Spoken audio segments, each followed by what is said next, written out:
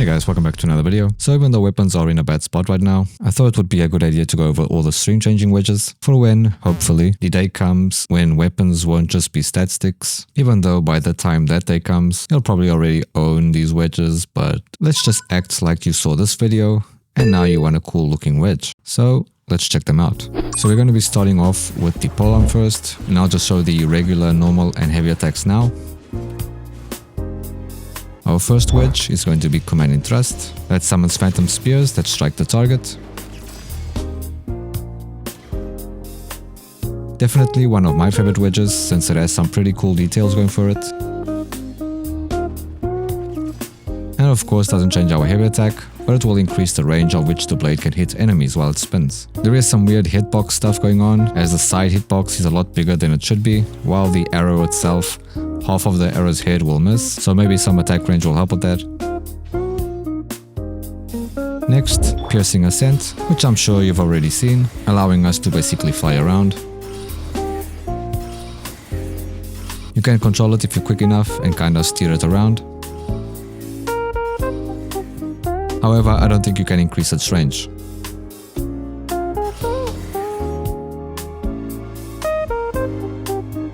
Combat-wise, of course you'll be going through the enemies, but outside of speedrunning, you could find some usage for this by going up in the air while bosses are doing their thing. Next up, Puncture Cascade, which will change our heavy attack into the splitting attack.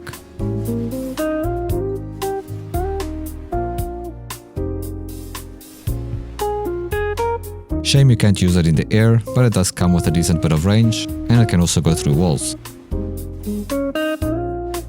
The next wedge doesn't change our normal or heavy attack, but it does instead change our plunge attack, and it will now have this additional shockwave. Shockwave Echo has a decent amount of range, and it could also be good depending on how it interacts with the dragon guy. Right now it could still be used by the Fox Hunter since you can trigger diffusion. And there is some fun to be had with this. Up next we have the Katana, and this is the normal and heavy attack.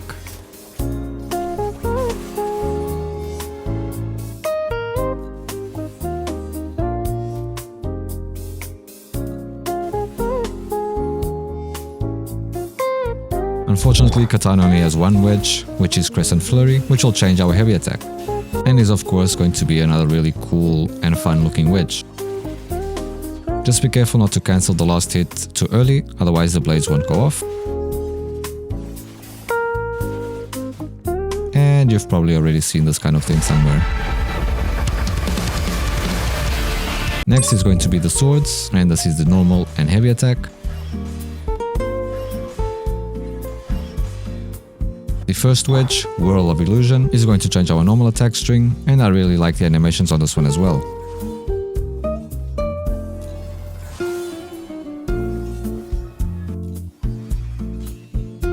Combat-wise, it's just as fun as it is visually, having a good amount of range as well. The next wedge, Sundering Edgefield, will be giving our heavy attack this really wide half-circle swing.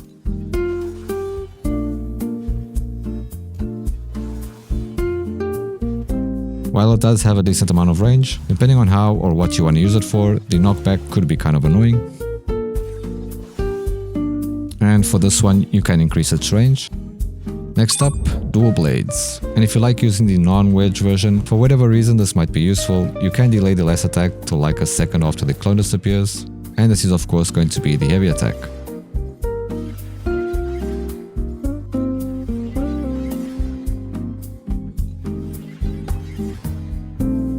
Our first wedge, Blade Feint, will change our normal attack string and give it some pretty interesting animations.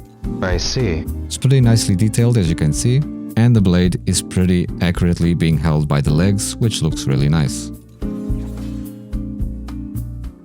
Not to mention, like it says on the wedge itself, the two blades will come together as you do in the attack, and then you'll split them apart, which looks really nice.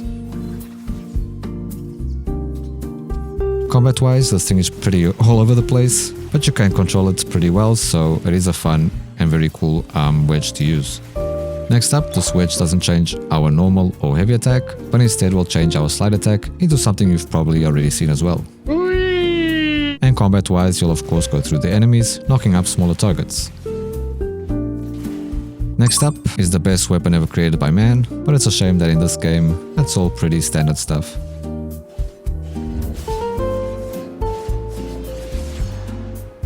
The first wedge does spice it up a bit by giving more weighty attacks and a 3 splitting slash on the last attack, which does have a decent amount of range.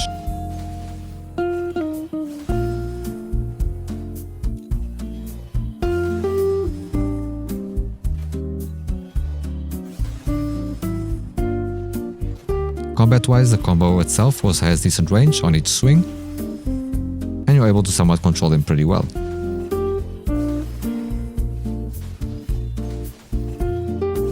For our last wedge, we have Savage Charge, and this one is an interesting one to say the least, changing our heavy attack into this, and you can run around with it. And by running, I mean be on your way of creating a new skewer dinner, and just in case you don't like that shit, you can just chuck it away. There is a limit on how much food you can carry, otherwise you'll just bump into them, dealing damage. You can't pick up any of the big guys, but an interesting thing to note is when you have a S tier combo, look at just how long this shit lasts.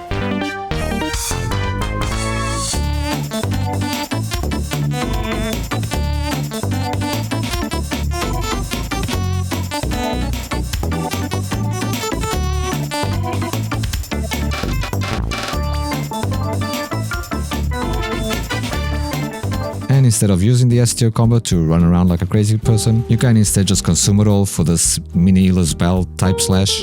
And finally, of course, not only do I not own any whips, but there is also no wedge that changes the whip's combos, so screw you Sybil mains, I guess. Don't forget you can improve a lot of these wedges with stuff like sliding attack speed, charge attack speed, regular attack speed, range, or whatever fits your playstyle. Anyway, that's gonna be it for the video.